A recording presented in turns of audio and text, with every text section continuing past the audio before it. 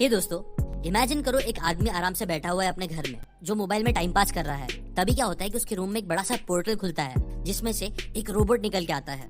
Robot निकल के उस आदमी को बोलता है कि मैं फ्यूचर से आया हूँ तुम्हें तुम्हारी गलतियां बताने। आदमी कंफ्यूज हो जाता है, वो पूछता है कि अब तुम क्या बोल रहे हो। रोबोट बोलता है कि दरअसल बात यह है कि तुमने ही मुझे फ्यूचर से भेजा है पास्ट में, यहाँ तुम्हारे पास, ताकि मैं तुम्हें बता सकूं कि तुम आने वाले टाइम में कौन सी गलतियां करने वाले हो, जिसकी वजह से ही तुम्हारी जिंदगी बहुत अनसक्सेसफुल और अनहैप्पी होने वाली है, ताकि तुम्हें ये ऑप्शन मिल सके कि तुम अपना फ्यूचर बदल सको।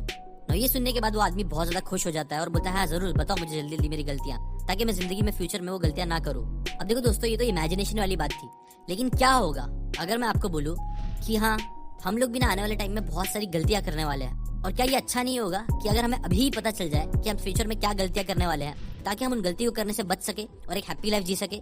अब आप बोलोगे ऑब्वियसली, लेकिन ये पता कैसे चलेगा? वेल देखो, एल्बर्ट आइंस्टाइन का एक कोट है कि if you want to know the future look at the past.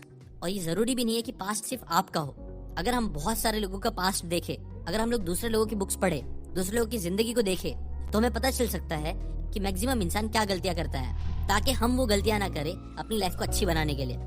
इसीलिए आज मैं आपके साथ 5 ऐसे लाइफ लेसन शेयर करने वाला हूँ, अलग अलग बुक के रेफरेंसेस से, अलग अलग लोगों की गलतियों से सीख के, ताकि हम वो गलती अपनी जिंदगी में ना करें। और ये गलतियां बताने के लिए मैं 2 बुक का रेफरेंस लेने वाला हूँ, 12 बुक्स फॉर लाइफ और बियॉन्ड ऑर्डर, जो दोनों ही जॉर्डन पीटरसन ने लिखी है। कमाल की बुक है। प्लस मैं अलग अलग कुछ रिसर्च की भी हेल्प लूंगा, स्टोरीज की भी हेल्प लूंगा, ताकि आपको मैं समझा सकूं वो गलतियां जो मैक्सिमम लोग करते हैं, जो आप ना करो। तो चलो स्टार्ट करते हैं। गलती नंबर 1। देखो, हार्वर्ड की स्टडी करी गई थी, जो आज तक की करी गई दुनिया की सबसे लॉन्गेस्ट स्टडी बोली जाती है। इस स्टडी में 75 इयर्स तक 724 मैन की लाइफ को ट्रैक करा गया, जिनमें से 60 लोग तो आज भी जिंदा है, जो आज भी स्टडी में पार्टिसिपेट कर रहे हैं। लेकिन ये जो स्टडी थी ना, जो 1938 में चालू करी गई थी, और ये जो सारे लोग थे, इन लोगों को 2 टाइप्स के मैन में डिवाइड कर दिया गया था। पहला ग्रुप था हार्वर्ड यूनिवर्सिटी के स्टूडेंट्स का, जिन्होंने अपना कॉलेज वर्ल्ड वॉर 2 के टाइम पे फिनिश करा था, और ग्रेजुएट होने के बाद वो सभी वॉर के सर्विस में चले गए थे। सेकंड ग्रुप था बॉस्टन शहर के सबसे गरीब बच्चों का, जिनकी लाइफ बहुत मुश्किल थी, जिनके पास रहने को घर नहीं था, खाने को खाना नहीं था। वो सभी लोग अलग अलग बैकग्राउंड से थे। और जब इन दोनों ग्रुप के मैन अपने टीनेज टाइम पे थे ना, तो इन सभी के मेडिकल एग्जाम्स ले गए थे। इनके पेरेंट्स का इंटरव्यू भी करा गया था, ताकि पता चल सके कि इनकी लाइफ में टाइम टू टाइम क्या अपडेट मिल रहा है। और बस देखते ही देखते टीनेजर्स अडल्ट हो गए और काफी सारी अलग अलग फील्ड में चले गए। कुछ लोग फैक्ट्री के वर्कर्स बने, कुछ लोग इलेक्ट्रिशियंस, कुछ लोग डॉक्टर्स, इनमें से एक तो यूएस का प्रेसिडेंट भी बने। मतलब आप बोल सकते हो कि अगेन रिजल्ट्स में काफी वेरिएशन था। कुछ लोगों ने बहुत हाई पोजीशन छू ली थी, और कुछ लोग तो बहुत ज्यादा नीचे थे, जिन्होंने अल्कोहलिज्म, ड्रग एडिक्ट भी बन गए थे। इन सभी लोगों की ना डॉक्टर्स की रिपोर्ट भी ली गई थी, उनके ब्लड टेस्टिंग भी कराई गई है, ब्रेन के स्कैन भी कराए गए हैं, उनकी वाइफ और बच्चों से इंटरव्यू भी लिए गए हैं, ताकि ये पता चल सके कि जिंदगी में ना सबसे इम्पोर्टेंट क्या होता है, कौन सी चीज है जो सबसे ज्यादा हैप्पीनेस देती है एक इंसान को। ना इस 75 इयर्स की रिसर्च में ना आपको पता है क्या बात सामने आई? बात ये सामने आई ना कि मटीरियलिस्टिक चीजें इतनी इम्पोर्टेंट नहीं होती है। पैसा एक्सपीरियंस भी हाँ इम्पोर्टेंट है, बट इतने इम्पोर्टेंट नहीं है इस एक चीज के सामने। कौन सी है वो एक चीज जो सबसे ज्यादा खुश रखती है इंसान को? वेल, वो एक चीज है good relationships. Good relationships keeps us happier and healthier. In fact इस स्टडी में ना 2 इंपॉर्टेंट बातें सामने आई थी। पहली बात ये थी ना कि सोशल कनेक्शन हमारे लिए बहुत ही अच्छे होते हैं, और लोनलीनेस रियलिटी में लाइफ स्पैन को हमारी कम कर देता है। जो लोग अपनी फ्रेंड्स एंड फैमिली के साथ ज्यादा कनेक्टेड रहते हैं, वो ज्यादा खुश रहते हैं, फिजिकली हेल्दी रहते हैं, और उनका लाइफ स्पैन भी बाकियों से ज्यादा होता है। वहीं जो लोग अकेले रहते हैं ना, वो लोग मैक्सिमम टाइम खुश नहीं होते हैं। उनकी हेल्थ उनकी मिड लाइफ में ही डिक्लाइन होने लग जाती है, और ब्रेन फंक्शन भी वीक होने लग जाते हैं। ये थी पहली फाइंडिंग। और दूसरी फाइंडिंग इंपॉर्टेंट ये थी ना कि अब इसका मतलब ये जरूरी नहीं है कि इंसान को ना अकेला रहने के लिए अकेला रहना ही जरूरी है। कई बार लोग है ना कई सारे लोगों से घिरे हुए होते हैं, फिर भी अकेला महसूस करते हैं। जिनके कई सारे दोस्त तो होते हैं, लेकिन कोई भी अच्छा दोस्त नहीं होता। इनके रिलेशनशिप्स में वो डेप्थ नहीं होती है। ये लोग भी अपनी जिंदगी में खुश नहीं होते हैं। ऐसे मैरिजेस जिसमें बहुत ज्यादा कॉन्फ्लिक्ट होता है, हमेशा झगड़ा होता रहता है, डिवोर्स या ब्रेकअप होता है, वो लोगों की फिजिकल हेल्थ बहुत ज्यादा डैमेज हो जाती है। वहीं जबकि दूसरी तरफ अच्छे वार्म रिलेशनशिप्स दोनों को बहुत ज्यादा अच्छा फील कराते हैं। तो इसीलिए पहली गलती जो आपको जिंदगी में नहीं करनी है वो ये है कि पैसा, फेम, मटेरियलिस्टिक चीजें जिनके पीछे मैक्सिमम लोग भागते हैं, वो सारी चीजों के पीछे इतना मत भागो कि आप अपने रिलेशनशिप्स को ही खराब कर लो और आप जिंदगी में खुश न रह पाओ। और ये गलती कई सारे लोग अपनी जिंदगी में बहुत लेट समझते हैं, बट आप मत समझना। अब आते हैं सेकंड गलती पे।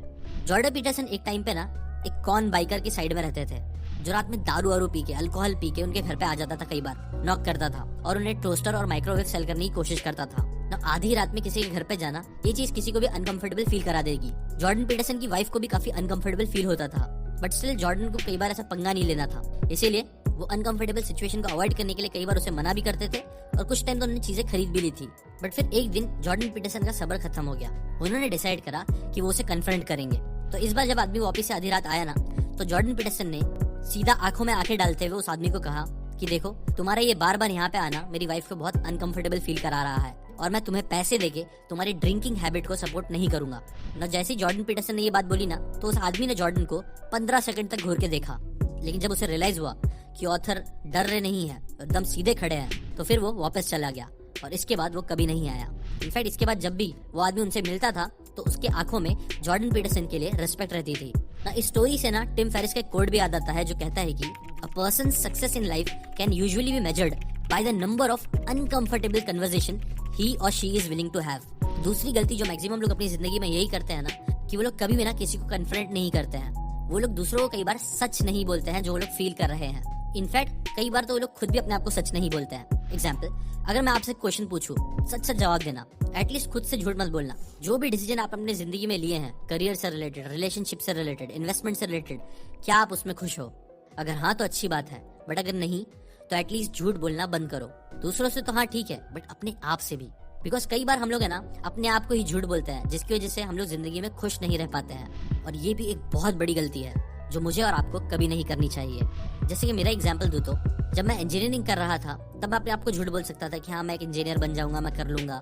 लेकिन नहीं, मैंने अपने आप को कन्फ्रंट किया, मैंने सच बोला। मैंने अपने आप से बात की और मैंने बोला कि देख, मुझे खुद को इंजीनियरिंग पसंद नहीं है और मैं बाकी लोगों की तरह अपनी पूरी जिंदगी भर ऐसे जॉब करके नहीं बिता सकता हूँ। बस यही सच की जरूरत थी। मैंने अपने आप से सच बोला और मैं एक बड़ा डिसीजन ले पाया कि मुझे यूट्यूब स्टार्ट करना है, मुझे कंटेंट क्रिएटर बनना है। ऐसी आप भी अपने आप से सच बोल के एक्शंस लेना स्टार्ट करो। और ये तीसरी गलती को भी याद रखो, जो आपको अमेजोन के सीईओ के लेसन से मालूम पड़ेगा। क्योंकि जो जेफ बेजोस थे ना, वो बहुत ज्यादा हार्ड वर्किंग और इंटेलिजेंट थे। वो बताते हैं ना कि वो अपनी प्रेशियस स्किल्स को इन्वेस्टमेंट कंपनी या दूसरी सॉफ्टवेयर कंपनी के सेफ और सिक्योर जॉब में वेस्ट नहीं करना चाहते थे। इसलिए फिर उन्होंने सोचा एक कॉन्सेप्ट के बारे में, जिस कॉन्सेप्ट को वो रिग्रेट मिनिमाइजेशन फ्रेमवर्क भी बोलते हैं। जहां उन्होंने क्या किया कि उन्होंने खुद को 80 की एज में इमेजिन करा, जहां वो अपनी लाइफ को पीछे मुड़ के देख रहे थे और अपने आप से एक क्वेश्चन कर रहे थे कि अगर वो अपनी सिक्योर जॉब को छोड़कर इंटरनेट जैसी न्यू चीज में अपना स्टार्टअप करेंगे, चाहे वो उसमें फेल भी क्यों ना हो जाते हो, तो क्या 80 साल की एज में वो इस बात पे रिग्रेट करेंगे? वेल, उनको जवाब मिला नो। वहीं अगर दूसरी तरफ वो ये रिस्क ना लेकर सिक्योर जॉब करते रहेंगे, एक एवरेज लाइफ बिताएंगे, तो क्या 80 साल की एज में वो इस बात पर रिग्रेट करेंगे? तो इसके ऊपर आंसर आया यस। बस यही बातें सोचकर उन्होंने जॉब से रिजाइन कर दिया और अमेजोन की शुरुआत करी, जो मैक्सिमम लोग कभी नहीं कर पाते हैं। और यही होती है गलती, not taking risk when you can. दोस्तों, एक कड़वा सच ये है ना कि हम में से कई सारे लोग बहुत स्मार्ट है, बहुत हार्ड वर्किंग है, बट हम लोग है ना डरते हैं। हम लोग है ना रिस्क लेने से डरते हैं, कुछ नई चीज स्टार्ट करने से डरते हैं। हम बस अपनी फैमिली, फ्रेंड्स और सोसाइटी को इम्प्रेस करने के लिए चीजें करने लग जाते हैं, जिसकी वजह से कई बार हम लोग वो इंसान नहीं बन पाते हैं जो हम बन सकते हैं। इसीलिए ये थर्ड गलती भी अपनी जिंदगी में प्लीज कभी मत करना। अगर आपको किसी चीज में इंटरेस्ट है और आपको लगता है उसमें थोड़ा बहुत रिस्क भी है, तो भी उस चीज को ट्राई जरूर करो। लेकिन हाँ, ये करते करते गलती नंबर 4 भी याद रखना। गलती जो मैं आपको एक चिड़िया की स्टोरी से बताऊंगा। एक स्पैरो रहता है जिसने किसान के खेत में अपना नेस्ट बनाया होता है। वो खेत वीट फार्म का होता है ना। उस नेस्ट में उसके 4 बच्चे होते हैं जिससे वो डेली आके फीड करती है ना। एक दिन क्या होता है कि ये जो स्पैरो होती है, चिड़िया जो होती है, वो खाना लेने जाती है और जब वापस आती है तो वो देखती है कि उसके जो बच्चे हैं ना, वो बहुत ज्यादा डरे हुए होते हैं। चिड़िया पूछती है बच्चों से कि क्यों डरे हुए हो? तो वो बोलते हैं कि अभी है ना किसान आया था और उसने हमें बोला कि कल से यहाँ पे वीट हार्वेस्टिंग चालू होगी। एक सारी फसल को कल मेरा बेटा आके काटना स्टार्ट करेगा। तुम्हारे पास अभी चांस है, तुम लोग यहाँ से निकल जाओ। अब ये सुनने के बाद वो जो चिड़िया होती है ना, वो बोलती है कोई बात नहीं, तुम फिक्र मत करो, ऐसा कुछ भी नहीं होने वाला है, कल कोई नहीं आएगा। और फिर जब दूसरा दिन आता है तो बच्चे बहुत डरे होते हैं, लेकिन फिर भी वो अपनी माँ पे विश्वास करते हैं और फिर होता भी वही है, कोई भी नहीं आता है और वो लोग का घर सेफ रहता है। अब कुछ दिन बीत जाते हैं। इसके बाद वापस से चिड़िया आती है तो वो देखती है ना कि बच्चे अगेन डरे हुए हैं। वो पूछती है कि आप क्यों डरे हुए हो? तो वो बोलते हैं कि अगेन इस बार किसान आया था, उसने बोला था कि हम खेती काटने वाले हैं और मैं खेती काटने के लिए मैं अपने भाइयों को भेजने वाला हूँ और कुछ काम करने वालों को भेजने वाला हूँ, तुम लोग ये घर खाली कर देना। और ये सुनने के बाद भी जो स्पैरो होती है ना, वो बोलती है नहीं, फिक्र करने की बात नहीं है, कोई नहीं आएगा, हमें कुछ नहीं होगा। और गेस व्हाट, अगेन वो सही निकलती है। नेक्स्ट डे कोई भी नहीं आता है और वो लोग आराम से जी रहे होते हैं। अगेन कुछ दिन बीत जाते हैं। इस बार वापिस से जब चिड़िया घर पे आती है तो देखती है बच्चे डरे हुए हैं। वो उनसे पूछती है क्यों डरे हुए हो? तो बच्चे बताते हैं कि फार्मर अगेन आया था। इस बार उसने बोला है कि तुम लोग कल खाली कर दो, कल मैं खुद सारी फसलें को काटने वाला हूँ और बहुत ज्यादा टाइम हो गया है, तो तुम लोग प्लीज निकल जाओ। तो जैसे ही स्पैरो ये बात सुनती है वो डर जाती है और वो बोलती है कि हाँ अब सही है, अब हमें ये घर छोड़ के निकलना पड़ेगा। और वो लोग वो घर छोड़ के निकल जाते हैं। फिर जब बच्चे स्पैरो से पूछते हैं कि इस बार तुमने उसकी बात पे क्यों यकीन करा, तो वो बोलती है कि देखो जो फार्मर था ना, वो पहले अपने बच्चों पे, अपने भाइयों पे और दूसरे लोगों पे डिपेंडेंट था अपना काम करवाने के लिए, जबकि मुझे पता था कि कोई कुछ काम नहीं करेगा। लेकिन जैसे ही उसने ये डिसीजन लिया कि वो खुद करेगा, तो मुझे पता था कि हाँ उसके अंदर वो हिम्मत है, वो दम है कि वो काम कर लेगा। इसलिए हम वहाँ से निकल गए और ये चीज सही भी हुई। उसने अगले दिन सारे फसल को काट भी दिया। तो देखो दोस्तों, ये स्टोरी हमें सिखाती है ना कि कई बार है ना हमारा बहुत ज्यादा दूसरों पे डिपेंड होना सही नहीं होता है। ये बात भी एकदम फैक्ट है कि आप अकेले बड़ी बड़ी चीजें नहीं कर सकते हो, लेकिन एटलीस्ट स्टार्टिंग में ना आपको चीजें अकेले करनी पड़ेगी। धीरे धीरे करके आपको ऐसे डिपेंडेबल लोग मिलना स्टार्ट करेंगे जिन पे आप डिपेंड कर सकते हो। लेकिन जब तक आपको डिपेंडेबल लोग अच्छे नहीं मिलते हैं, तब तक आप खुद पे डिपेंडेंट रहो, खुद से काम करना। कुछ भी चीज करनी है तो अपने ऊपर लेके करना, और किसी को आपने काम दिया वो नहीं कर रहा है तो भी आप उससे हटा के खुद काम करने लग जाना और दूसरों को बता देना कि आपको किसी की जरूरत नहीं है, आप अकेले भी चीजें कर सकते हो। ये चीज आपको जिंदगी में आगे बढ़ने में बहुत हेल्प करेगी और आपके रिस्पेक्ट की लेवल भी बढ़ते रहेगी। और इसके साथ साथ लास्ट 5वीं गलती भी ध्यान रखो, जो बहुत सिंपल है, जो है waiting for the right moment. देखो दोस्तों, अभी ना नया साल आने वाला है और मुझे पता है ऐसे बहुत सारे लोग हैं जो लोग सोच रहे होंगे ना कि यार चलो अभी दिसंबर में जो चाहिए वो कर लेता हूँ, जनवरी से मैं अपने गोल्स पे काम करना चालू करूंगा, मैं जिम जाऊंगा, मैं अपना बिजनेस स्टार्ट करूंगा, हर एक चीज करूंगा। और इसीलिए आप देखना जो जनवरी का टाइम होता है ना, उसमें सबसे ज्यादा मेंबरशिप भी आती है जिम में, बिकॉज ये रियलिटी है। हम लोग सब लोग कई बार एक परफेक्ट टाइम का वेट कर रहे होते हैं, लेकिन जिंदगी में याद रखो परफेक्ट समय कभी नहीं आता है। आज का जो समय है वही आपके पास है, आप फ्यूचर प्रेडिक्ट नहीं कर सकते हो। इसीलिए आज जो चीजें कर सकते हो उसे आज ही करना स्टार्ट कर दो, बिकॉज जैसे जैसे लाइफ आगे बढ़ते जाएगी ना, आपकी लाइफ आसान होने के बजाय और डिफिकल्ट होगी। आपके ऊपर ज्यादा रिस्पॉन्सिबिलिटीज आएगी, लोगों के एक्सपेक्टेशन, हेल्थ प्रॉब्लम और कई सारी चीजें हो सकती है। इसलिए ऑथर जॉर्डन पीटरसन भी बोलते हैं ना कि आप है ना अभी से स्टार्ट करो, जो चीजें कर सकते हो आज ही आपका राइट मोमेंट है। सो जिस भी चीजों के लिए आप वेट कर रहे थे, मे बी आप बिजनेस स्टार्ट करने के लिए, कंटेंट क्रिएटर बनने के लिए, तो वो चीज करना आज ही स्टार्ट करो। बिकॉज ऑथर का ये कोड भी है कि every moment waited is a moment wasted. इसलिए प्लीज वेट मत करो। हाँ पेशेंस रखो, लेकिन वेट मत करो।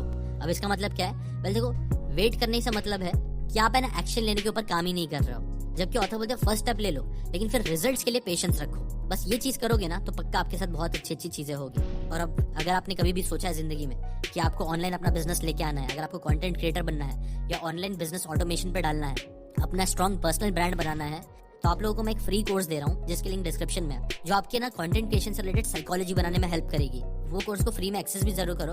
और अगर वो कोर्स में जब एनरोल करते हो तो उसके साथ साथ आप एक लाइव वर्कशॉप के लिए भी एनरोल हो जाते हो, जिसकी डेट आपको नीचे मिल जाएगी। उस डेट पे हम वर्कशॉप करने वाले हैं, वो वर्कशॉप भी आप जरूर अटेंड करना। वहाँ पे हम डिटेल में लाइव बात करेंगे, लाइव Q&A करेंगे, कुछ इंपॉर्टेंट बातें जो मैंने अपनी जिंदगी में एज अ कंटेंट क्रिएटर सीखी है वो सब बातें मैं आपके साथ शेयर करूंगा, तो उसे भी जरूर चेकआउट करो। और अभी के लिए अगर आपको ये सारी बातें काम की लगी है तो इस वीडियो को लाइक जरूर करना, इस वीडियो को शेयर भी कर देना अपने दोस्तों के साथ, ताकि वो लोग भी ये गलतियां ना करें अपनी जिंदगी में। और ऐसी बुक समरीज अगर आप हमें, तो चैनल को सब्सक्राइब करके बेल आइकन जरूर दबाना। मैं आपके लिए ऐसी इंटरेस्टिंग बुक की बातें लेके आता रहूंगा ताकि आप भी अपनी लाइफ में ग्रो करते रहो। अभी के लिए बस इतना ही। Thanks for watching.